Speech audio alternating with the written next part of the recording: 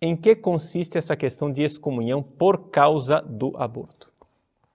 Bom, vocês sabem que a Igreja possui um código de direito canônico. Esse código de direito canônico tem uma secção, uma parte, que é o direito penal.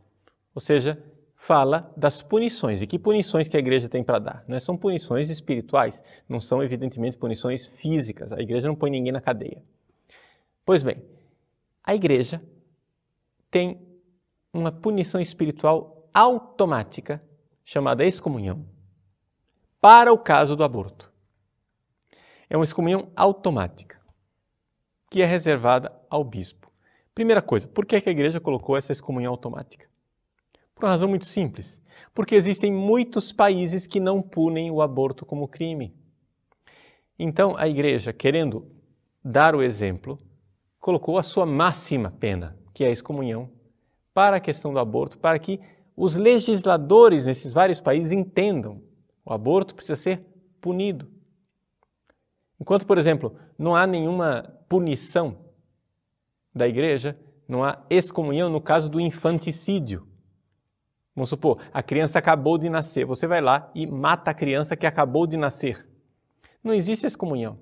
Mas por que, padre? O crime é tão grave quanto, até mais grave ainda, porque você está vendo a criança ali? Sim, o crime é grave. Só que a legislação civil já dá a cadeia para a pessoa que faz isso. O infanticídio é algo que já leva as pessoas para a cadeia. Mas o aborto nem sempre. Então, primeira coisa que você tem que entender é por que é que a Igreja acrescentou essa penalidade para o aborto. Por exemplo, se você mata uma pessoa, não tem excomunhão. Se você mata uma criança, não tem excomunhão. Mas se você mata a criança no ventre da mãe, tem excomunhão sim. Por quê? Porque a Igreja quer claramente que as pessoas entendam a gravidade do crime que estão cometendo. E, infelizmente, os governos não estão colaborando com isso. Muitos governos têm, quando tem leis que condenam o aborto, como é o caso do Brasil, não aplicam a lei. Você já entendeu? Aqui no Brasil a gente não aplica a lei. Você conhece alguém que foi para a cadeia porque cometeu um aborto? Você conhece algum médico abortista que foi levado para a cadeia? Né? Então você entende que aqui as coisas são complicadas no nosso país. A Igreja então se coloca muito claramente nessa posição, excomungando as pessoas que praticam aborto, não somente aquelas que praticam aborto, como aqueles que são cúmplices deste aborto, cúmplices diretos. Bom, então, para quem é que se aplica a pena da excomunhão? Para a pessoa que fez o aborto e produziu o efeito, ou seja, de fato, a criança morreu. Aí existe excomunhão, tá?